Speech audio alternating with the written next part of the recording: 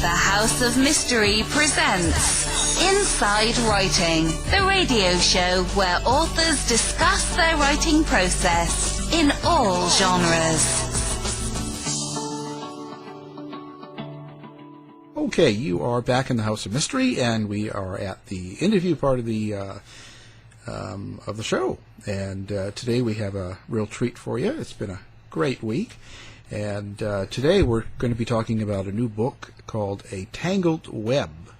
And the author is with us, and that's Leslie Rule. Thank you for being here, Leslie. Thanks for having me. Wow. So now you've got a famous name. We should clear that out of the way. I do. So you happen to be the daughter of Anne Rule. Yes, Anne was my mom, and I learned a lot about crime from her. She actually started taking me to trials with her when I was 17 to take photographs of the killers. Wow. Does that put kind of a pressure on you to perform when you write a true crime book? I don't think I felt pressure just because I've written a number of other books in other genres, so I'm confident as an author. But I knew when I decided to write a true crime book that people were going to compare and that some people were going to pick on me. You know, like they do. There's always trolls online. But so far, it's been mostly positive feedback. But no, I can't say that I felt pressured. Okay, and you did say you wrote some other books, and I've noticed that. Now it seems like you've focused a lot of your books previous to kind of the paranormal side of the world. How did that come about? Well, I grew up in a haunted house in Des Moines, Washington, and that's where my fascination with ghostly things started. I always found it very interesting. It was scary when I was a kid, but when I was an adult, I found it reassuring, and I still do. Because when you can find evidence of life after death, it means there's more. And it's not over when it's over, when we think it's over. So I actually don't think ghosts are very scary. I just find the idea very fascinating. What kind of things did you experience as a kid in this haunted house? Well, the house was built on a Native American burial ground. And so that made it kind of creepy from the start because sometimes when they were doing excavation on roads nearby, they would actually find skeletons. But the ghost that I heard at our house was actually heard all over the neighborhood. And she cried. And it was the most pitiful, heartbreaking sob that you can ever imagine. And I heard her just once, but other neighbors heard her frequently. And I was in my basement bedroom, and I thought it was my sister. I had a teenage sister, a little bit older than me, and I thought, oh, some boy's broken her heart. So I jumped up and ran out of the room, went all through the house, and the crying always seemed to be one room away, no matter where I went. And finally, I got all through the house, and it faded away. And I found my mom in the kitchen making dinner, dry-eyed. No one else was home. My brothers were out playing. My sister wasn't home. And as it turned out, she was heard most often in a house where I babysat just up the street.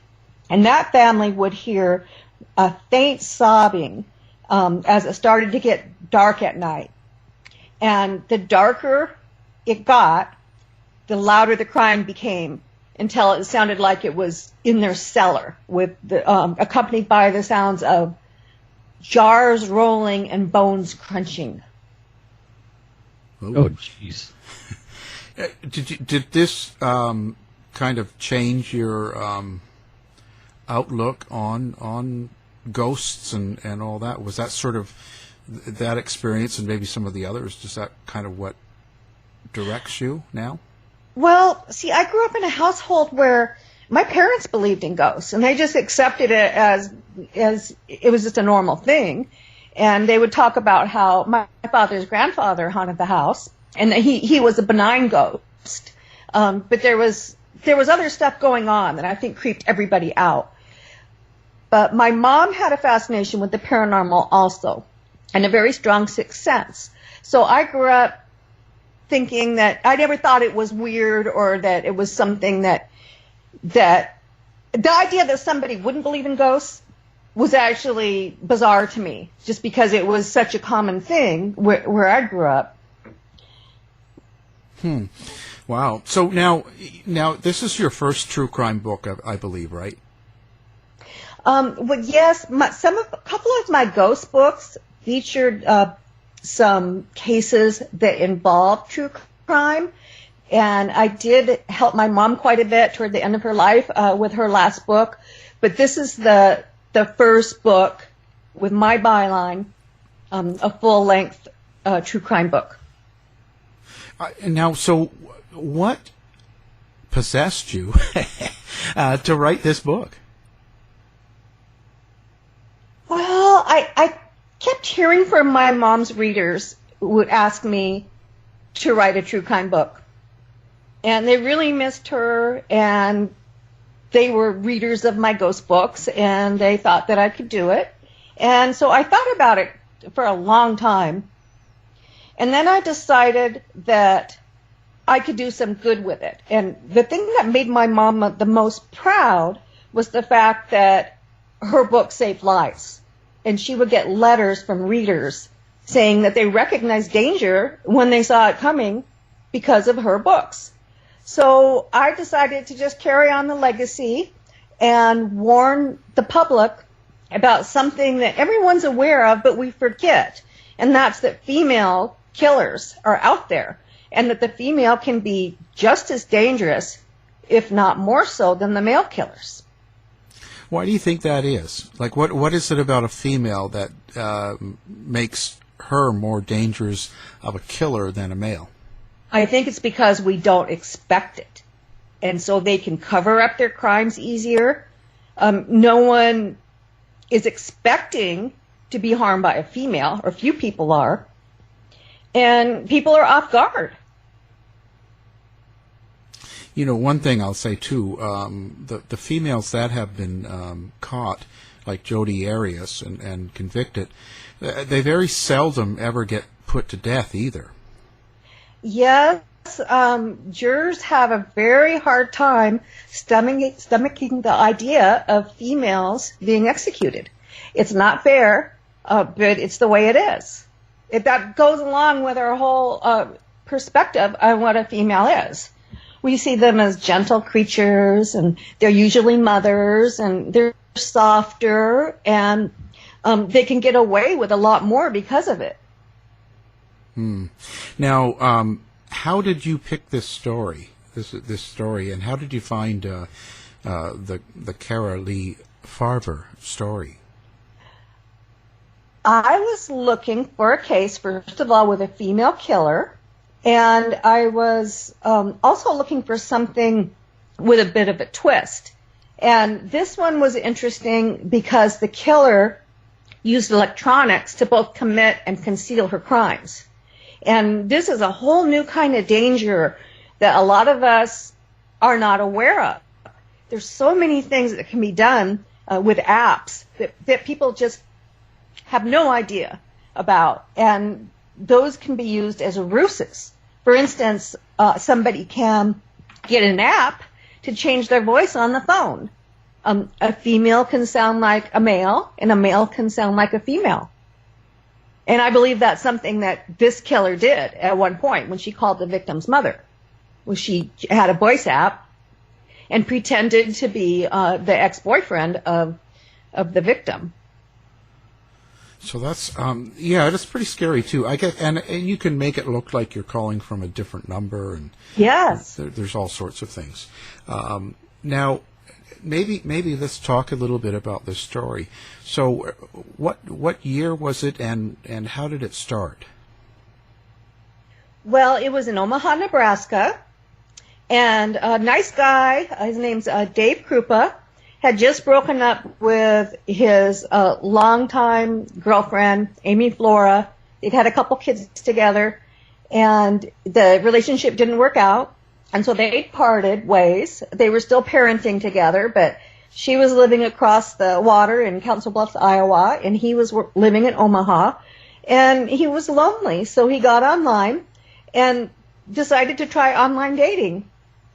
And he met a woman by the name of Liz. It was the very first person he met, and she was attractive, and she seemed like a nice lady. So they met for coffee, and he was kind of intimidated by her because she was attractive, and he hadn't dated for a very long time, and so he wasn't even quite sure how to behave. He'd been in his early 20s the last time that he'd been on a date.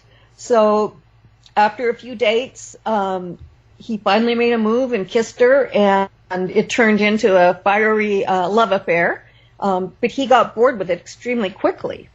And he had told her from the beginning that he did not want to be in a committed relationship, that he wanted to be able to date multiple women, and she seemed to be fine with that. But really, she wasn't.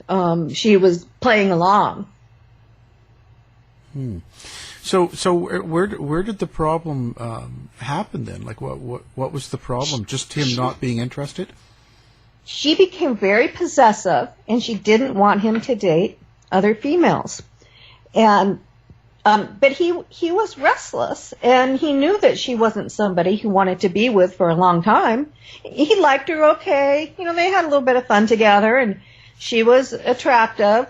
But it just was not a deep connection. But she wouldn't let go.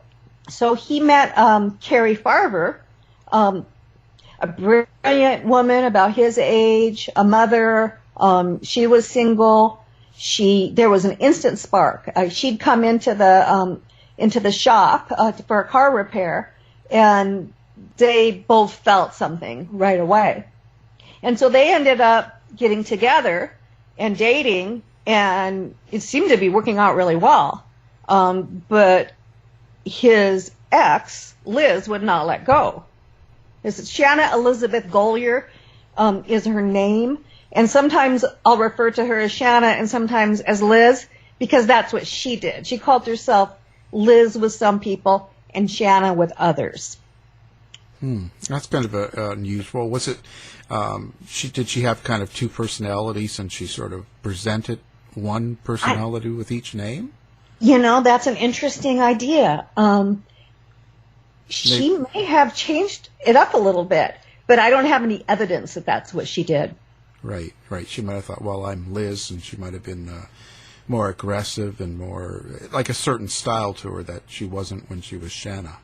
She very well could have, but I wasn't able to actually compare it and see it side by side. But that's a really interesting idea. So what happened then? I guess Cara Lee went missing. Is that what happened? Yes, Carrie was staying with Dave for about 2 weeks because she was a computer coder, and there was a big project at her job that needed to be completed quickly. And he lived half a mile from the place where she worked. She lived 40 minutes away, and it was a really long drive back and forth, especially if she was working late. So he invited her to stay, and so she had her mother and a stepfather look after her son, who was 15 at the time, and she was focusing on getting this project done while she was staying with Dave. And so Dave and Carrie seemed to see things eye to eye. They both said they did not want to be tied down. They just wanted to have some fun. And they were just enjoying each other's company. So everything seemed fine. And one morning he left for work, and he remembers seeing her. She was on the couch, and she was in her pajamas, and she was working on her computer, and she was doing some coding. And he said, see you later at the end of the day. And they were both seemed to be looking forward to it. So he went to work, and mid-morning, he got a text. And it was from Carrie's number. And it said, why don't we move in together? And he was stunned when he saw that, because that was so totally different from what they'd both been talking about. So he texted back, no, that's not going to happen.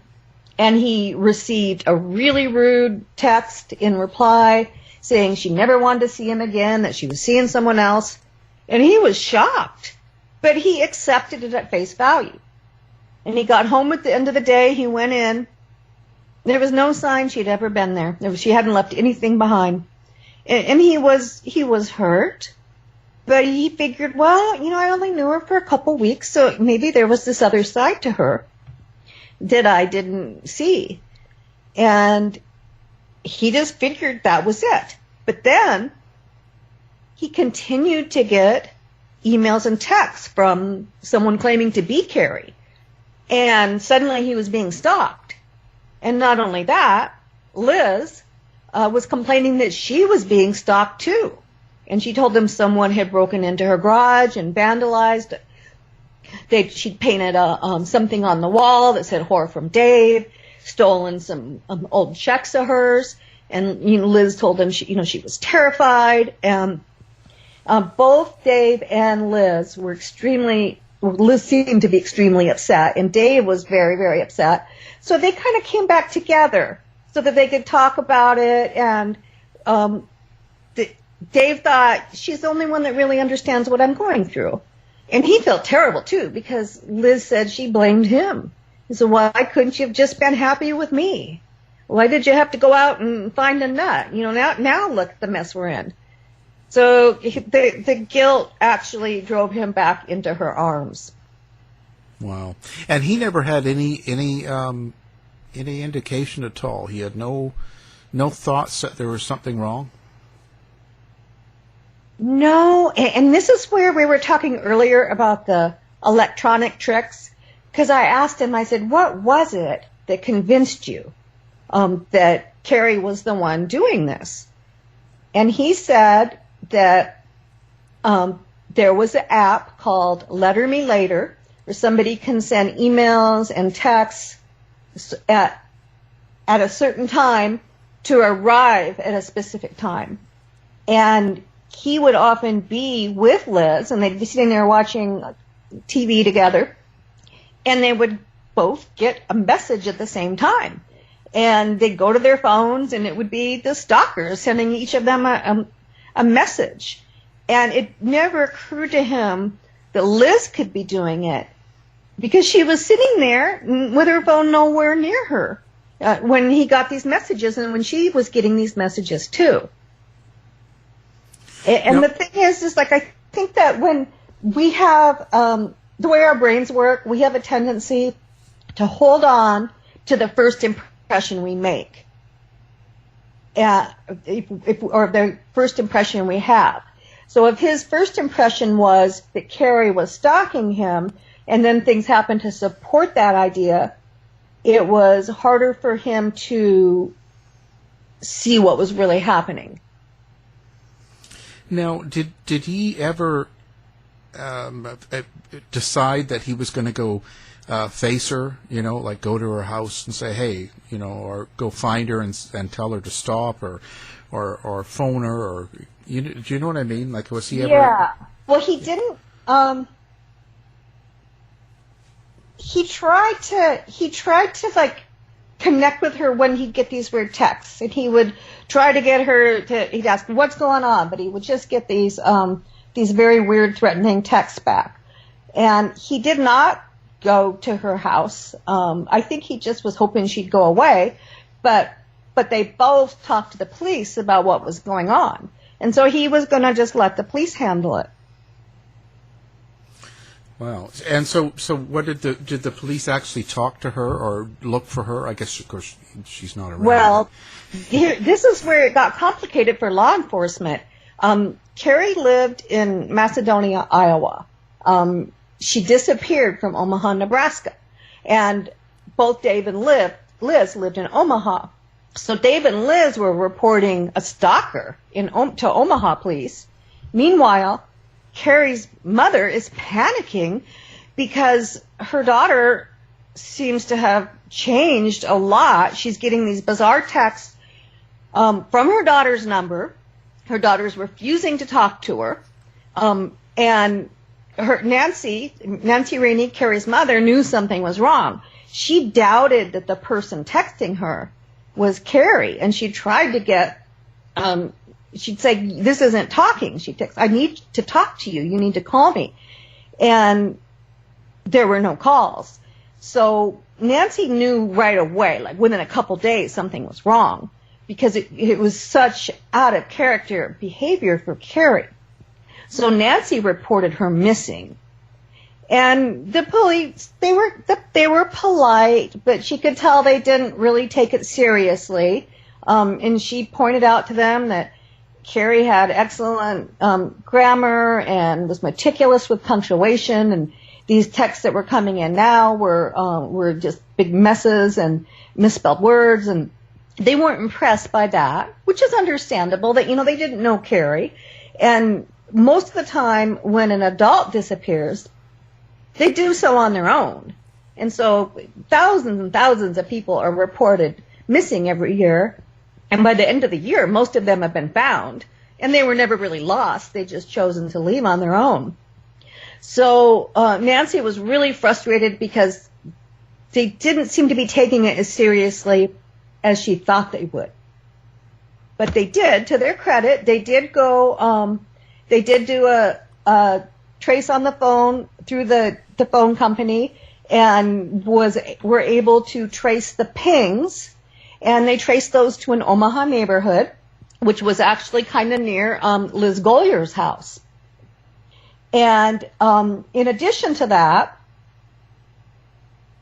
the person that was texting Nancy and claiming to be Carrie had sent Nancy a photo of a check. And the check was for $5,000, and the signature was Shanna Golyer. And the texter said, "Mom, I sold my furniture. You need to let this person in the house to come take it." And Nancy said, "I'm not going to do that, not unless you call me." And so Nancy showed the police the picture of the check.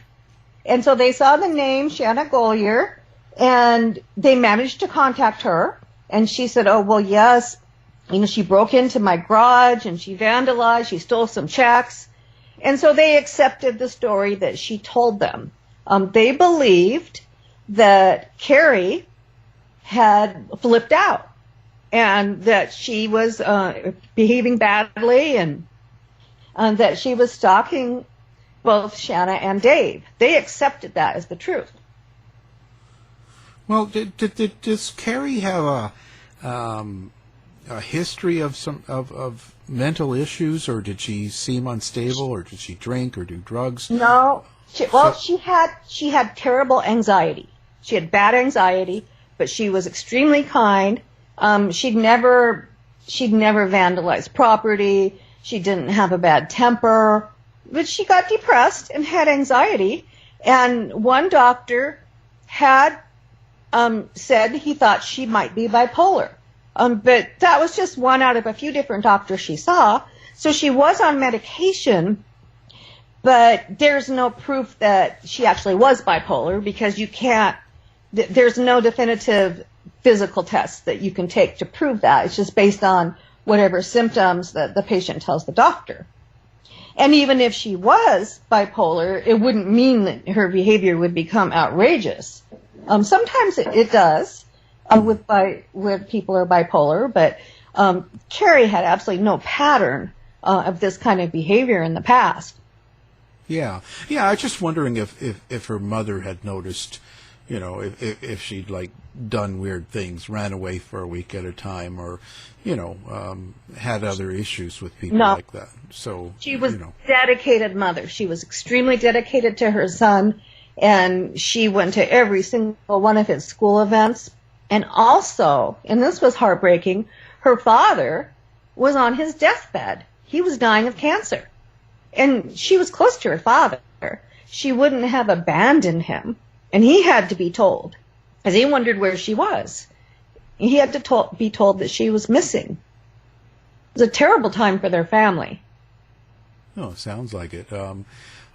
So how did they put it together? What was the break in this case? Well, the stalking continued for years, and the stalker sent out over 20,000 texts and emails harassing people. She harassed Dave and every female he dated. Carrie's family. She harassed the family. She set up a new Facebook page for Carrie as an imposter and tricked a lot of Carrie's friends into believing that it was Carrie's Facebook page. And it went on. And this stalker was sadistic because Carrie's mother was absolutely devastated, wondering what had become of her daughter. And she just knew this person that was reaching out to her, saying she was Carrie, couldn't possibly be Carrie. And this stalker played games with her and actually had, I believe it was the stalker using an app to make her voice sound like a male, called up Carrie's mother, claimed to be Dave Krupa. This was when Carrie was missing for months, and said, hey, Carrie's in this homeless shelter in Omaha. She wants you to come get her.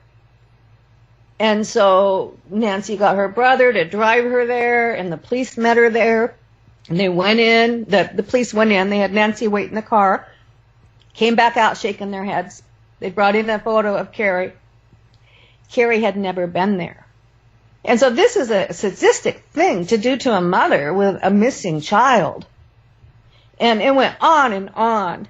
And did it ever get violent? Like, was there physical threats or anything like that? Yes, the stalker was threatening to slit people's throat, cut out their eyes, horrible things.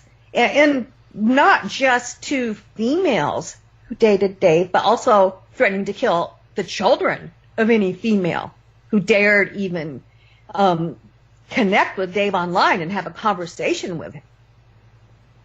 Wow. It was bizarre. Well, and with this, so now Dave feels that this Carrie is, stalking him and sending him all these bad messages and emails, but Carrie's mother seems to think otherwise, that it's not Carrie. So did they sort of fight about that, like Dave and her mother, or? They never met. They didn't know each other. Remember now, Carrie had been dating Dave for 2 weeks. It's a new relationship. Okay. So they never spoke. They had no idea what the other one was going through. So after, go ahead. I was just going to say, wow, that's just, it's getting crazy here. Yeah. So after a couple of years of this, an amazing team of detectives asked for the case. They thought something wasn't right. It was detectives Ryan Avis and Jim Doty in Council Bluffs, Iowa, and they asked for the missing person case. And they, of course, had heard about all this vandalism and the stalking that was going on, mostly in Omaha. And so Avis and Doty decided on a unique way of investigating it. One of them would investigate it as if Carrie were still alive, and the other one would investigate it as if she died. Oh. So okay. the one who was investigating it to see if she was alive very quickly concluded she couldn't be. She hadn't taken any money out of her bank. She'd abandoned her home.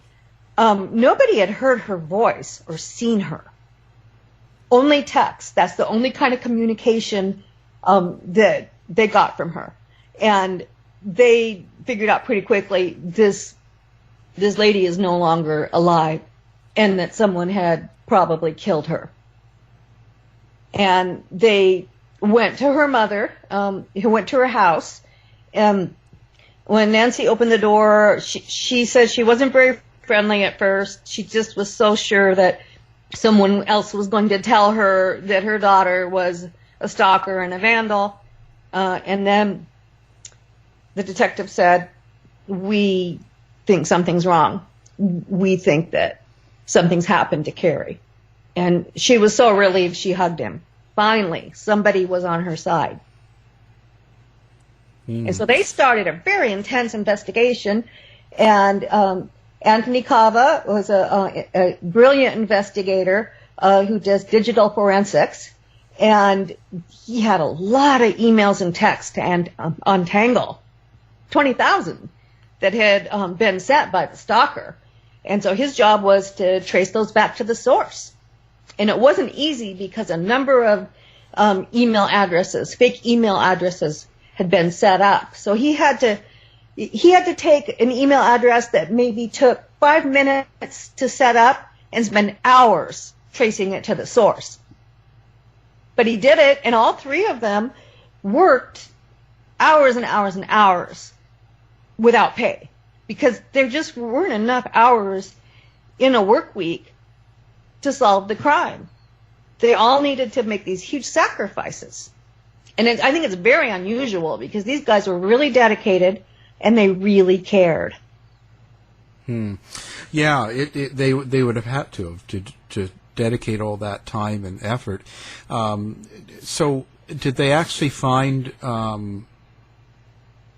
So they, when they did this, did they actually figure out who it was, or did they, at the beginning, or was it just a series of addresses, or how complicated was it that it was set up? Well, Shanna Gollier was on their radar pretty quickly because her name kept popping up. For one thing, there was that check the stalker had sent to Nancy Rainey that was signed by Shanna Gollier, the check for $5,000 to purchase Carrie's furniture. And I believe it was Detective Doty. And he thought, why don't we compare this to Shanna's signature? Because Shanna said that Carrie had stolen the check. So he found an old traffic ticket that she'd signed, and it was the same signature. So now they knew that Shanna actually wrote that check. The one that the stalker claimed that Carrie had accepted from Shanna to sell her furniture.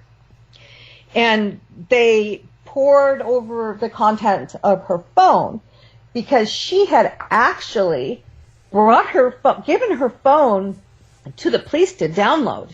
She'd erased everything that was incriminating, so she thought, and so that they could help her catch the stalker that was terrorizing her and Dave.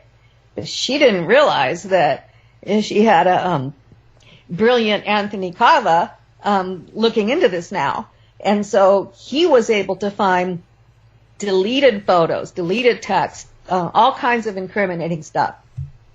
Carrie's car had vanished with her and didn't turn up for a few weeks. And when it finally showed up, it was January, and it showed up in the parking lot of his apartment complex. Well, they found on Shanna's phone a picture of that car on Christmas Eve, weeks before. When the car was supposed to be missing, Shanna had managed to get a picture of it. So that was incriminating. But this was all circumstantial evidence. They needed something solid to make an arrest. Yeah, I can't. I mean, I'm listening to what you're saying, and holy smokes, is your book ever aptly named? What a tangled web! It was a tangled web for sure. So, what was that piece of evidence that they finally grabbed onto? Well, they managed to pile up a lot of circumstantial evidence, quite a bit of it. And when you have enough circumstantial evidence, you can get an arrest and a conviction, but it's a lot harder. But the final, I think, the single most important evidence in this whole thing, they didn't discover until Shanna was arrested and awaiting trial. Shanna's defense attorney, James Martin Davis, an award-winning defense attorney in Omaha, was representing her, and he thought it was going to be pretty easy to defend her because no body had ever been found. And they did find blood in Carrie's car, and that's a long, complex story too. But they did have that, but it still didn't prove that Shanna had done anything to her. Although Shanna had decided to put the blame on Dave Krupa's ex, Amy Flora. And so Shanna stopped impersonating Carrie and started impersonating Amy Flora in emails and turned those over to the police. And the Amy Flora emails, which were not written by Amy Flora, who's a very kind-hearted, gentle person, but these emails that were supposedly written by Amy confessed. These emails were Amy confessing to murdering Carrie and describing some things that the detectives realized had some truth in them.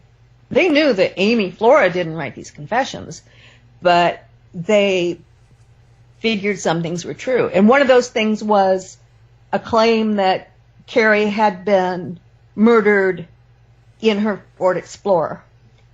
And when the detectives saw that, they processed the car again. It had been sold a couple times, but they got a hold of it and they managed to find blood in the passenger seat that had been missed before because nobody had been looking for it.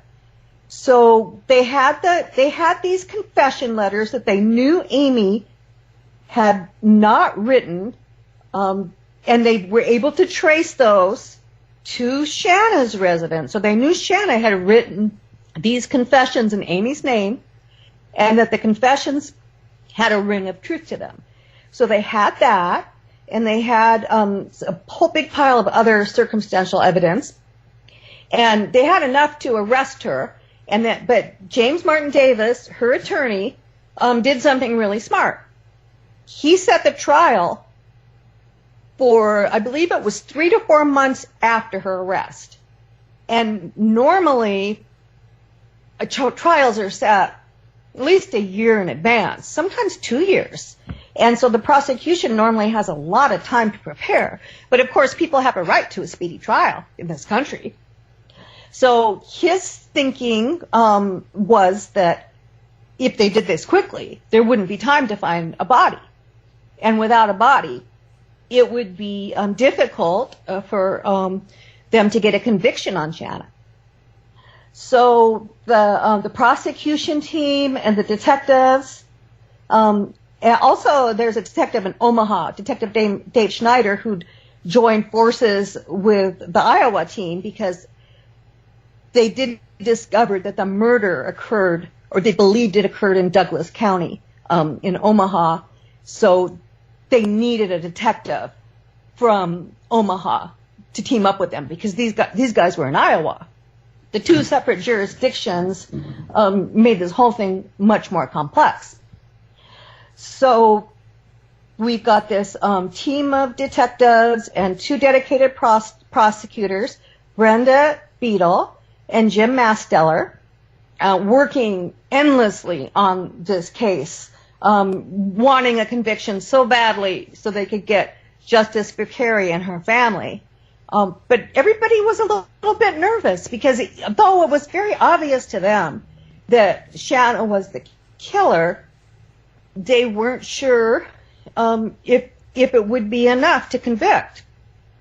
Now, James Martin Davis, whose nickname is JMD, also advised Shanna to not go with a jury trial, but to go with a bench trial.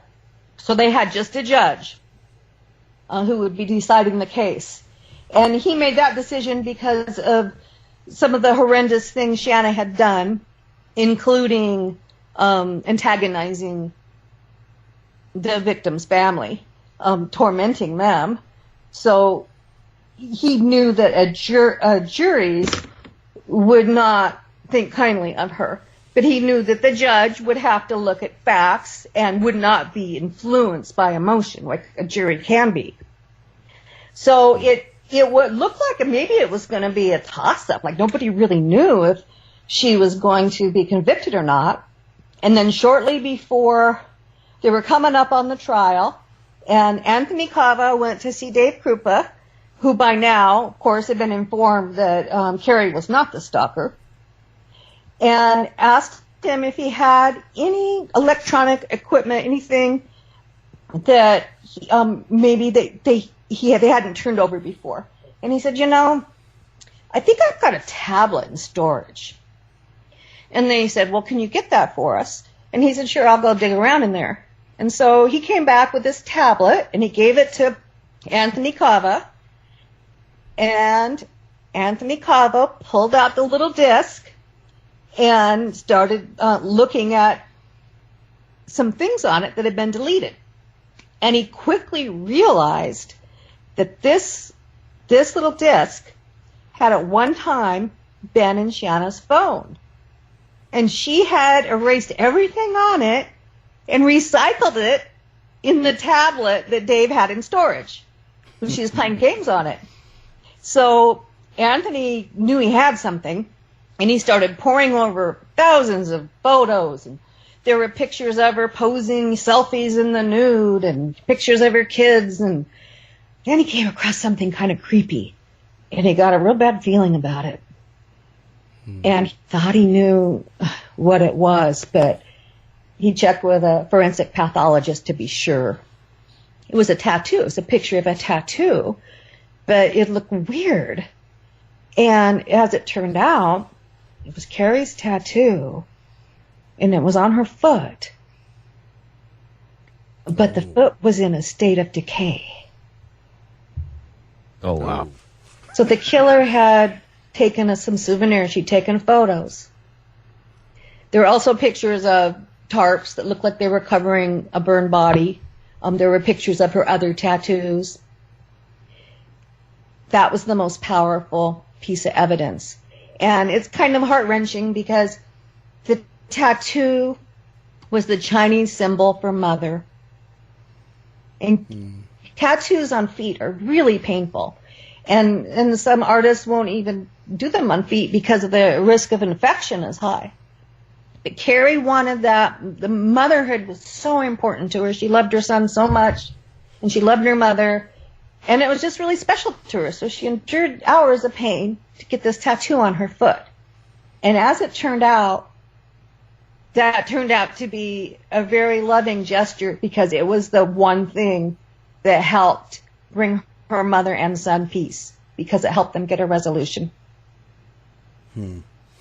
So what do you think she did with the body, and how long did she have it? Oh, gosh. There's been a lot of speculation about this, and she's never been found. But they think that they burned her and then disposed of it in the dump. They don't have proof of that, but Anthony Cava found a lot of references in the stalker's messages referring to Carrie as garbage and referencing the dump, and that kind of made sense to them. So they think that she actually burned her. She had to burn her at her home, possibly in a burn barrel in the backyard. But we don't know to what extent. We don't know what kind of shape she was in when she discarded her. So the family does not have Carrie's body. But thank God, Nancy Rainey believes with all her heart that Carrie's spirit is okay. That she's survived in the afterlife, and the body isn't important. Of course, they would like to have that closure, but because they have that belief, because Nancy believes that, it does help her have some peace. Right. So I guess, did she get convicted and put away for life, or whatever happened? She's in York, Nebraska, and she is in prison for life. And she still thinks she's getting out. She's still making plans. Well, with the justice system, anything is possible, boy. You know, it really is. But with this book, Yeah. you know, I know we didn't have a lot of time, so we barely touched on some of the sadistic things she did. But it goes on, and it's going to infuriate people. So as long as this book is out there, I don't think there's any chance of her ever getting out, because the public outcry would be huge. Well, what angle is she? Does she actually think she has an appeal of the case, or is it just being a good behavior and parole, or what is it? Well, she did appeal, and it was denied. And at that time, she blamed her attorney, the award-winning attorney, JMD, in Omaha, and, you know, said he did things wrong. He should have let her have a jury trial, which, of course, you know, he was smart, because a jury would never have forgiven the things she did, which we didn't really go into, but they're pretty horrific. And so he did make the right move there, and of course her appeal was denied. But I actually got a letter from her not too long ago, and she sent it in January, but it didn't get to me until like 2 weeks ago. And I had written to her early on and said I was writing a book, and I wasn't going to pretend to be her friend, because I like to be honest. I just said I was writing this book and asked if she had anything to say. That time she wrote back a very polite letter saying, well, I'm trying to prove my innocence, and, you know, it wouldn't be good for me to have a book out there. So this letter I got a couple weeks ago that she sent, actually long after the book was done, it was 6.5 pages of all the reasons why she couldn't possibly be guilty, and which none of it made much sense. But she said she was trying to prove her innocence so she could get out of there. Wow, crazy. And now, did the boyfriend, did Dave, was he totally shocked by this? Like, was it just far out? Yes, it was, Yeah. and he had such a hard time getting his mind around it, because he had believed for years that Carrie, this woman that he thought was absolutely wonderful, and there was actually a chance that they could have had a future together because they really clicked. But he had come to despise her because he believed that she was doing these things that Shanna wanted him to think. And when you're in a certain mindset, and you subscribe to a set of beliefs for a long period of time, it's really hard to see reality. It's kind of like what happens to people when they're in cults. They keep getting information that is reaffirming their initial belief. And Shanna had worked on him for years, making sure that he would believe that it was Carrie stalking them. So I asked him what it was like when he finally realized, because when the police finally sat him down and told him what was what. And he said it was like walking through a dark forest, not being able to see anything, and all of a sudden the sun comes out, and suddenly he could see everything clearly. Yeah. I could imagine how hard it would be for him now. He has such guilt. He feels terrible. He can't hardly even think about it too much because it's too painful, and he blames himself. But Nancy Rainey, Carrie's mother, very kind-hearted woman, and she told me, and I relayed that today, that she does not blame him at all. She thinks he's a victim too, and that he was in the wrong place at the wrong time, just like Carrie was. Yeah. You know, and it could happen to any of us. It's like people want to be smug, and they say, oh, well, if that happened to me, I would know, and you know, I would never be so dumb, and I wouldn't think this or that. But it's really easy when you know the outcome of a case to say you would know if it had happened to you when you're in the middle of it. Yeah. It's easy to look back or to look at people and say, yeah, well, they were dumb or something, right? But every one of us, we're all susceptible to these sadistic sociopaths that are all around us. Most of them aren't killers, but they'll do things to harm us, steal from us, or my mom always said, well, they'll take your job, they'll take your boyfriend, they don't care about you, but most of them are not going to kill.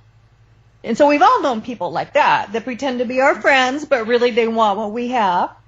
They sabotage you at work, or, flirt with your boyfriend, or, seduce their best friend's husband. But most of them would never kill. But there are some that do. Wow.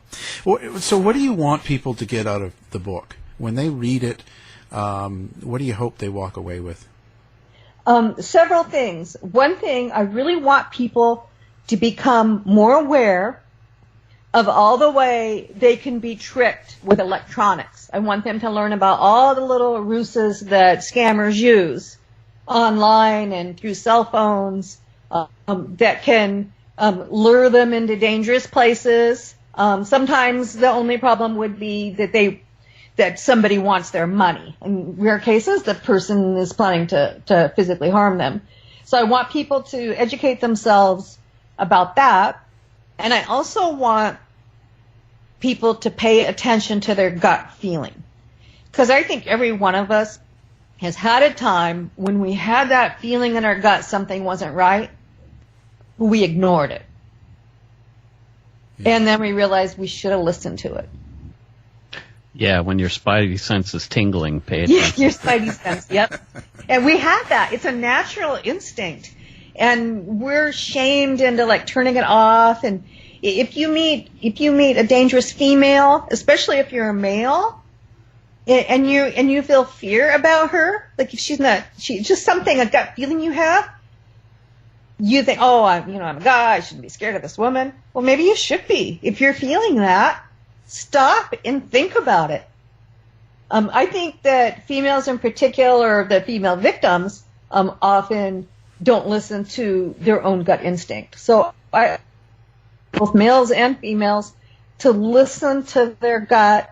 And if you're wrong and you show that you're afraid, it's better to be a little bit embarrassed if you make a mistake than to have your life taken because you were too embarrassed to show your fear. Yeah, exactly. So listen to your gut, learn about electronic ruses, and also all of us need to realize that females can be just as dangerous as males. Yeah, even more. Even more because we don't see it coming. We're not expecting it. Now, for the listeners, do you have a website or a place that you set up for people to follow you or find out more information about your books? Yeah, they can. My website is www.authorleslierule.com, but they can friend me on Facebook if they want. I'm pretty active there, and there are actually a number of true crime authors that I interact with that some of your listeners might be interested in reading their books too. So I've still got room for more Facebook friends. Well, fantastic. Even after this tangled web of electronics, you're willing to take Facebook friends. Well, you want to be approachable to your readers. It's like writers depend on our readers. Well, that's true. That's true. Wow, fantastic! What a great book and a great interview. And now we'll have your book up on our website as well, so people listening can just do one click and pick up the book. Well, thank you. Well, it's been our pleasure. And now the book is called A Tangled Web, and it's a cyberstalker, deadly obsession, and the twisting path of justice. And the author, Leslie Rule, has been our guest. Thank you for being on the show. Thank you so much for having me. Great stuff, Leslie. You've been listening to the House of Mystery radio show. To find out more about our guests, hosts, or shows, go to www.houseofmystery.com. Show's over for now. Was it as good for you as it was for me? Well, good night. This has been a production of Something Weird Media. I'll be back.